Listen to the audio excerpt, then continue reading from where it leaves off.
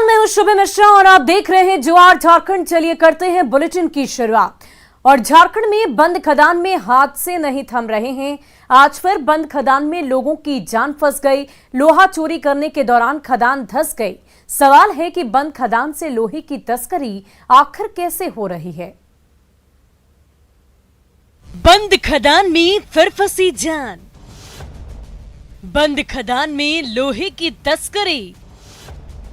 लोहा चोरी करना पड़ा भारी।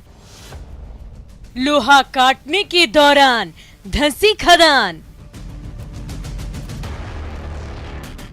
झारखंड में बंद खदानों में हादसा नहीं थम रहा है। आप ये तस्वीरें देख लीजिए, जहां बंद खदान में खून के धब्बे, पानी की बोतल और चोरी कर रखे गए लोहे मिले हैं।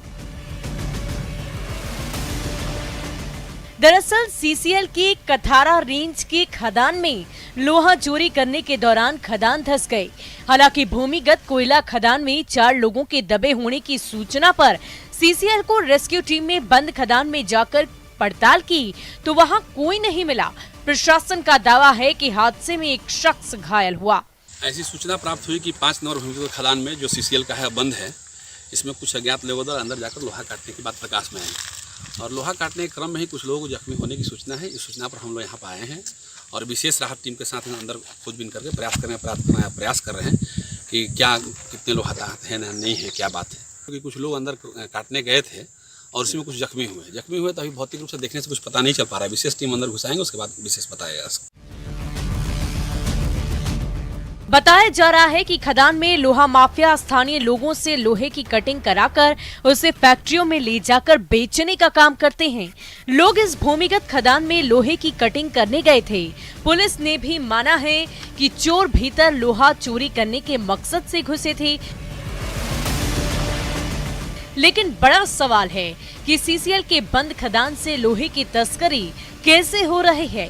क्या प्रशासन की मिलीग भगत से बंद खदान से लोहे को चुराया जा रहा है?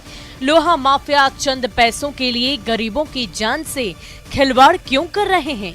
आखिर इन सवालों के जवाब कौन देगा? न्यूज़ 18 के लिए बोकारो से मृत्युंजय कुमार की रिपोर्ट।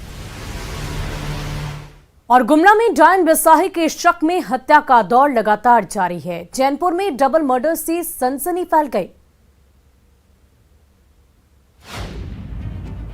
गुमला में अंधविश्वास का अंधेरा। डायन बिसाही के शक में डबल मर्डर। टांगी से काटकर निर्मम हत्या। गुमला में अंधविश्वास का अंधेरा छटने का नाम नहीं ले रहा है। जिले में डायन बिसाही के शक में हत्या का दौर जारी है।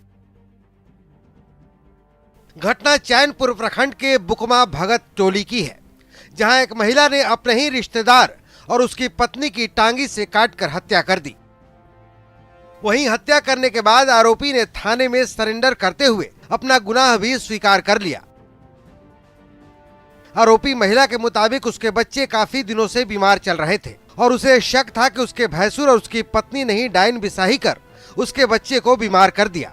इस मामले को लेकर गांव में बैठक भी हुई थी, जिसमें लोगों ने अपने स्तर से मामला रफा दफा करने की कोशिश की थी। इसके बाद भी आरोपी महिला ने दोनों की टांगी से काटकर निर्मम हत्या कर दी। आरोपी के घर एक बच्ची बीमार थी कुछ दिनों से, 4-5 दिन से, जिसको लेकर के वो लोग घरेलू उपचार से इलाज करवा रहे थे। ठीक नहीं होने पे उनको लगा कि उनकी गोतनी जो बड़ी वाली है और उसका भैंसुर, उन्हीं के द्वारा ये किया गया है और अब इसमें आकर के उन्हें मारा। आपसी विवाद को ये लोग बढ़ाते गए और हम लोगों के बात को नहीं माना। नहीं मानने से हम लोगों को लगा कि हम ये इन लोगों को समझाना संभव नहीं है, तो हम लोगों ने थाना प्रभारी को ये करने के लिए तैयार हो गए और ये लोग भी अपने से जा कर के दोनों थाना लुंद्रा चीख बड़ा और ये उसकी पत्नी दोनों थाना गए थे। उसके बाद थाना में ये लोग रिपोर्ट किए होंगे, क्या किया हम लोग को पता नहीं। गुमला में डायन बिसाही के शक में डबल मर्डर के बाद इलाके में सनसनी है। पुलिस पूरे मामले की जांच में जुट गई है, लेकिन गुमला में डायन बिसाही के मामले थम नहीं रहे हैं। गुमला में डायन बिसाही के बड़े मामलों पर एक नजर डालें तो 3 जनवरी को डायन बिसाही के आरोप में 4 लोगों की आंख फोड़ी गई थी। 6 नवंबर 2021 को महिलाओं की पिटाई की गई थी और जान से मारने की धमकी दी गई थी। 26 सितंबर 2021 को एक ही परिवार के 3 लोगों की हत्या हुई थी। 11 अगस्त 2021 को बुजुर्ग महिला की निर्मम हत्या हुई थी। 17 जुलाई 2021 को भतीजे ने बुजुर्ग चाची को काट डाला था। झारखंड में डायन बिसाही के शक में हो रही हत्याओं पर गंभीर सवाल उठ रहे हैं। सवाल है कि आखिर डायन बिसाही के आरोप में कब तक हत्याएं होती रहेंगी? निर्दोष लोगों का खून कब तक बहेगा? क्या प्रशासन का जागरूकता अभियान बेअसर साबित हो रहा है? लोगों में अंधविश्वास का अंधेरा कब छटेगा? न्यूज़ 18 के लिए गुमला से रुपेश कुमार भगत की रिपोर्ट। और गिरिडीह की सड़क पर भाई की गोद में तड़पते हुए एक भाई ने जान दे दी। भाई बार बार मदद की गुहार लगाता रहा, लेकिन हर किसी ने उसकी एक गुहार ना सुनी।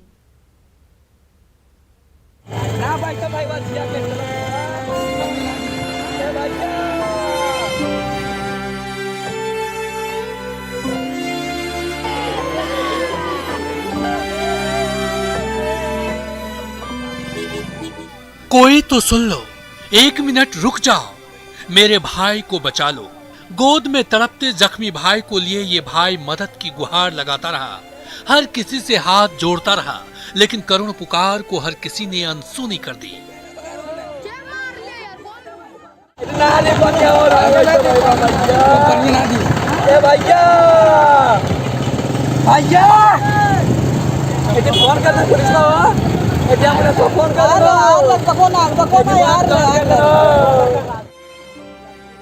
गोद में तड़पते भाई को लेकर ये भाई बार बार चिल्लाता रहा। घायल भाई को अस्पताल ले जाने की गुहार लगाता रहा, लेकिन गाड़ियां गुजरती रही। अपने जख्मी भाई की बिगड़ती हालत से घबराए ये भाई जोर जोर से हंगामा करता रहा। राहगीरों से भाई को बचाने की गुहार लगाता रहा, फिर भी ना तो कोई रुका और ना ही किसी ने बिलखते भाई की पुकार सुनने की जहमत उठाई। उस गुहार को अनसुना कर सब के सब अपने रास्ते बढ़ते रहे।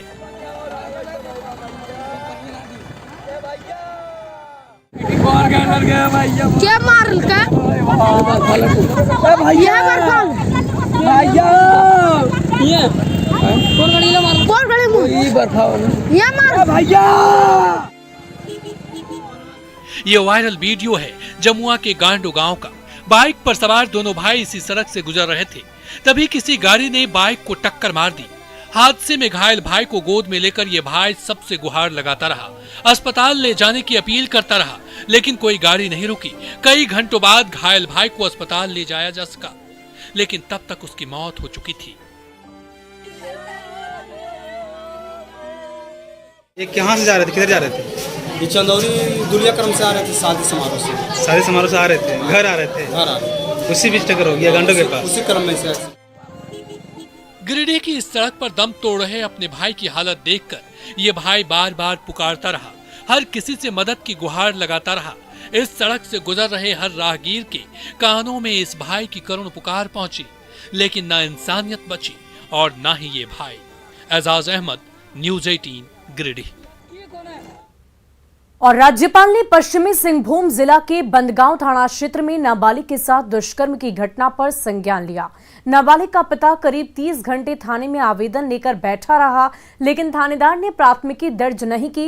इस पर राजभवन ने संज्ञान लिया और पश्चिमी सिंहभूम की उपायुक्त से वार्ता कर तथ्य का पता लगाकर प्राथमिकी दर्ज कर सूचित करने को कहा।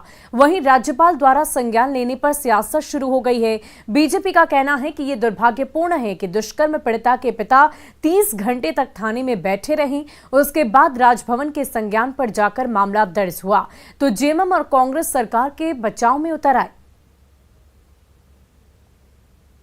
जो सिंहभूम की घटना है वो शर्मसार करने वाली घटना है कि एक पीड़िता का पिता 30 घंटे तक थानेदार के सामने बैठा रहता है, लेकिन उसका एफआईआर नहीं होता। राजभवन को इसमें हस्तक्षेप करना पड़ता है। महामहिम राज्यपाल के दिशा निर्देश के बाद एफआईआर दर्ज होता है। तो आप सोच सकते हैं कि ये पूरा सिस्टम किस प्रकार नपुंसक बन गया है, किस प्रकार उसने सरेंडर कर दिया है। सुनने के बाद, जानने के बाद बहुत तकलीफ होती है। कहीं न कहीं जो भी पदाधिकारी, मुझे लगता है ये थाना स्तर के पदाधिकारी की लापरवाही है। खैर जो भी हो, संज्ञान में आया, मुकदमे दर्ज हुए, कार्रवाई होगी इतना निश्चित है। जहां भी लापरवाही हुई है, जिस स्तर के पदाधिकारी से हुई है, निश्चित रूप से उस पर कार्रवाई होगी। लेकिन जहां तक सिंहभूम की घटना है, अब किस संदर्भ में हुआ है, कैसे हुआ है, लेकिन ये मैं जरूर आपको कहना चाहता हूं कि जो भी इसमें लिप्त पदाधिकारी हैं या जिनके वजह से राज्यपाल महोदय को या राजभवन को हस्तक्षेप करना पड़ा है, निश्चित तौर पर वैसे पदाधिकारी को हमारी सरकार कार्रवाई करेगी।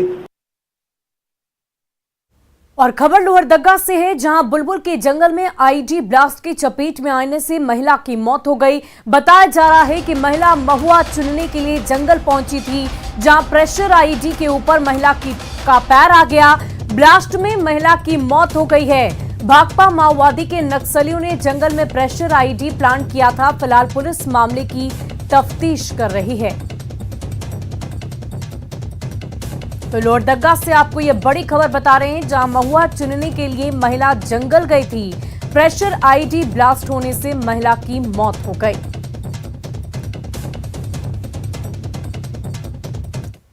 और पाकुड़ जिले में महेशपुर प्रखंड के शहरपुर में 36 महिलाओं को एक्सिस बैंक से लोन दिलाने के नाम पर 10 लाख की धोखाधड़ी का मामला सामने आया है। पीड़िताओं ने महेशपुर थाने में आवेदन देकर आरोपी के खिलाफ कार्रवाई की मांग की। पीड़ित महिलाओं ने बताया कि 2 युवक एक्सिस बैंक से सहायता राशि सरकारी योजना के नाम पर गांव की सभी महिलाओं को लोन देने की बात कहकर बैंक ले गए। उसके बाद बैंक मैनेजर के हाथों 26,000 का लोन दिलवाया। जब महिलाएं 26,000 लोन लेकर आईं तो आरोपियों ने कहा कि वे सभी 22,000 की किस्त उन्हें भर दें। महिलाओं ने युवकों को 22,000 रुपए भी दे दिए, जिसके बाद वो पैसे लेकर फरार हो गए। बाद में बैंक महिलाओं पर किस्त जमा करने का दबाव बनाने लगा और अब महिलाओं ने पुलिस में धोखाधड़ी की शिकायत दर्ज कराई है। पैसा भी नहीं लेंगे तो थोड़ा लीजिए और मत चिंता मत कीजिए, हम लोग जमा करेंगे ये पैसा। ये लखींदर कहाँ के रहने वाले? सही का है, बसखंदरी का है। ये इन लोगों पर एफआईआर कर रहे हैं लखींदर साहब, महेश कुमार और ये बैंक मैनेजर, तत्काल बैंक मैनेजर मोनिंदर सिंह के नाम से, जो कि वो हम लोग को, ये महिलाओं को लगता है कि वो भी कहीं ना कहीं सम्मिलित है इस खेल में, क्योंकि इतनी आसानी से हैंड टू हैंड मैनेजर के द्वारा ये इन लोगों को, महिलाओं को पैसा दी गई। इतनी आसानी से दी जाने से ये कहीं ना कहीं हम लोग को ये इन लोग को शक होती है कि ये मैनेजर भी इसमें सम्मिलित है। और चलिए अब बढ़ते हैं अगली खबर की ओर। जमशेदपुर में ये खबर है, जहां सोनारी इलाके के लिंक रोड गोलचक्कर के पास तेज रफ्तार कार ने अनियंत्रित होकर बाइक सवार को ठोकर मार दी। टक्कर मारने के बाद कार बीच सड़क पर पलट गई। घटना के बाद कार चालक ने बाइक सवार को इलाज के लिए तत्काल टीएमएच पहुंचाया, जहां डॉक्टरों ने उसे मृत घोषित कर दिया। फिलहाल मृतक की पहचान नहीं हो पाई है। कार चालक मृतक को अस्पताल में ही लावारिस हालत में छोड़कर फरार हो गया। इधर मौके पर पहुंची पुलिस ने लोगों की मदद से कार को सीधा करवाया। लोगों के मुताबिक कार में एक युवक और युवती सवार थे, जो तेजी से सोनारी के बिष्टुपुर की ओर जा रहे थे और इसी बीच कार अनियंत्रित होकर बाइक से टकरा गई। ये 2 तस्वीरें इस वक्त आप अपनी टीवी स्क्रीन पर देख रहे हैं। देखिए किस प्रकार ये तेज रफ्तार कार अनियंत्रित हो गई और पलट गई। वहां पर स्थानीय पुलिस पहुंचती है। स्थानीय लोगों की मदद से कार को वापस सीधा किया जाता है, जिससे ये पता चलता है कि उस कार में एक युवक और एक युवती सवार थे और वो अपने गंतव्य की ओर जा रहे थे और इसी दौरान ये हादसा हुआ। नाराज लोगों ने हंगामा भी किया है, उसकी भी तस्वीरें हम इस वक्त आपको दिखा रहे हैं। वहीं दुमका पुलिस ने गांजा तस्करों के खिलाफ बड़ी कार्रवाई की है। एसडीपीओ के नेतृत्व में पुलिस टीम ने 34 किलो गांजा जब्त किया, साथ ही 2 तस्करों को भी गिरफ्तार कर लिया है। पुलिस जिले के टोंगरा थाना क्षेत्र के बांसकुली गांव में छापेमारी अभियान चलाया था। इस दौरान 34 किलो गांजे के साथ पिता और पुत्र को गिरफ्तार किया गया। इस दौरान गांजे के साथ बाइक भी जब्त की गई। वहीं 3 और आरोपियों की गिरफ्तारी के लिए पुलिस की छापेमारी की जा रही है। बताया जा रहा है कि गांजे का कारोबार राज्य स्तर पर धड़ल्ले से किया जा रहा है। गांजे की तस्करी बिहार के साथ ही ओडिशा, असम, बंगाल और मणिपुर तक की जाती है। मिली कि टोंगरा थाना क्षेत्र के अंतर्गत बांसकुली गांव में अवैध रूप से गांजा रखा गया है किसी के घर में। फिर उसी के आलोक में एक टीम गठित करके हम लोग छापामारी किए, तो उसमें सनातन गोराई के घर में लगभग 34 kg अवैध रूप से गांजा रखा हुआ बरामद किया गया और उसमें से कुल 5 लोगों को अभियुक्त बनाया गया, जिसमें से सनातन गोराई और उनके बेटे हरी गोराई को गिरफ्तार करके न्यायिक हिरासत में भेजा जा रहा है। अब बाकी 3 लोगों की लगातार छापामारी कर रहे हैं, उम्मीद है कि जल्द गिरफ्तार।